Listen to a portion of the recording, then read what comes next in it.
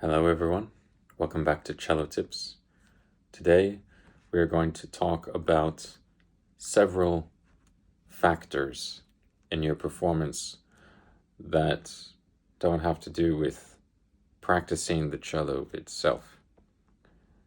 So these are principles that I think most people would agree are good for just general health, but I think that they all have a tremendous impact if used correctly also on your execution, your physicality, and really your overall performance as a musician.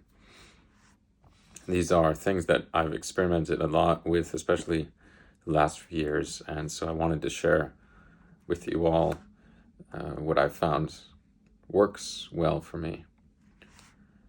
So there are three real pillars to this, and I'm going to go through them in what I believe to be the order of importance in terms of what affects your cello playing the most.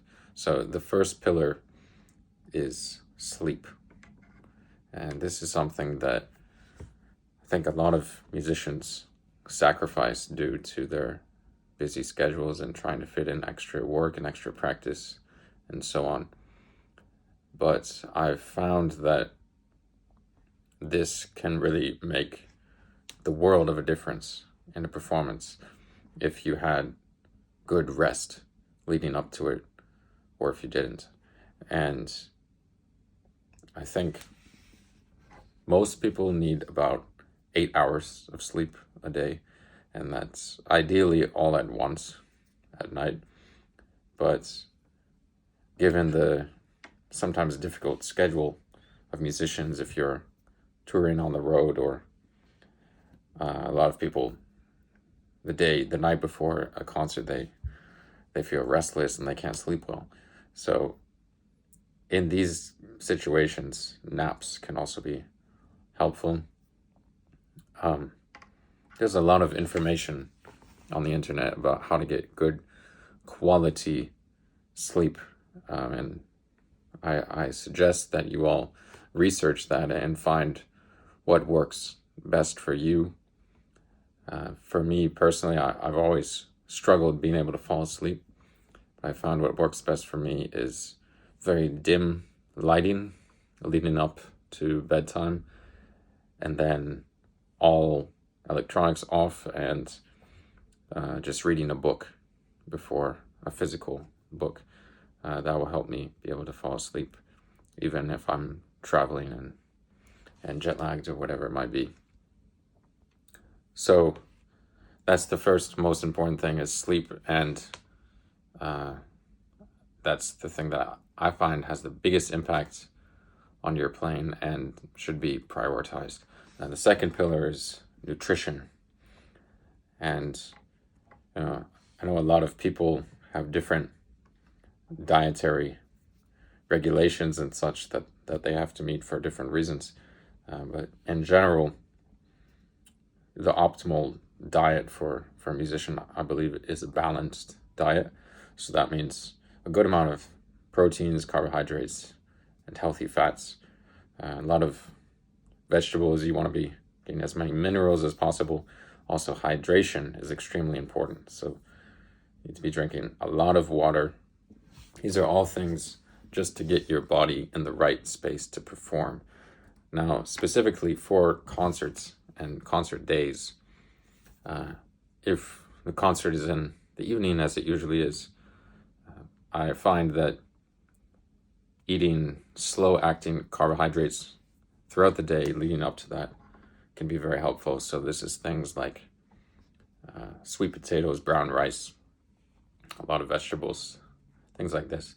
And then shortly before the concert, before you go on stage, it might be helpful to take more fast-acting carbohydrates. And this is things like fruit, honey can be really good. So those I would take within the hour before going on stage for a little bit of extra energy. And also, if you're playing a long recital at an intermission, might be a good time to take something else small and light. You don't want to be overeating right before performance, because then all the blood and the functions of your body are going to be going towards digesting the food and not to your mind and your hands and what you need for the concert. The question of caffeine is something else.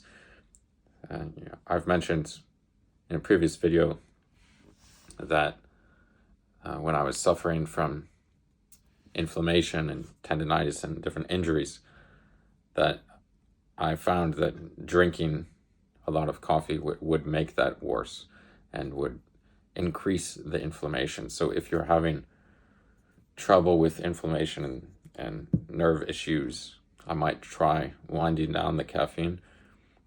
If you don't have any issues with that, caffeine can be helpful if your body is somewhat used to it, so it's not making you shake and get jittery a ton. But I find for myself to drink maybe half a cup of coffee before a concert. That can be helpful, especially if I'm on the road and I'm playing an hour that I'm not used to playing at, or if I've just need a little bit extra help in focus and attention. Caffeine can be useful for that. As always, in moderation. None of these things should be done to the point where it's excessive, and that will cause additional problems. So that's nutrition. The third and final pillar is exercise. So as musicians, if we want to be able to play at our best for as many hours as possible, endurance is a major factor. So being physically fit really helps that.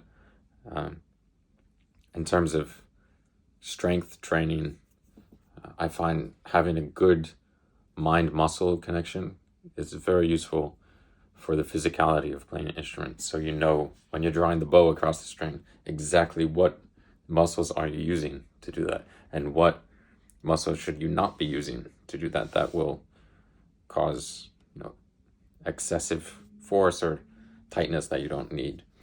So in strength training, I find that we should also be focusing sort of on muscular endurance. That's something that you need when playing for long hours, playing a long concert. So I find relatively low weights but high repetitions can be very good for that. I also find that for cello playing specifically, strengthening your core and lower back is extremely helpful. I used to suffer from a lot of back pain, and I realized that it wasn't necessarily a posture issue, but it was more that I just had a very weak lower back and I was not supporting my torso when playing. So when you play, if you can support your core, have a strong core, not a tight one, but a strong one that you can activate when you need to, that's really great. So strengthening your lower back with the back extension machine, that can be very good. Not doing this with excessive weight or anything like that. You don't want to hurt yourself and pull a muscle or anything, but just light strength training. That's all very helpful, in my opinion.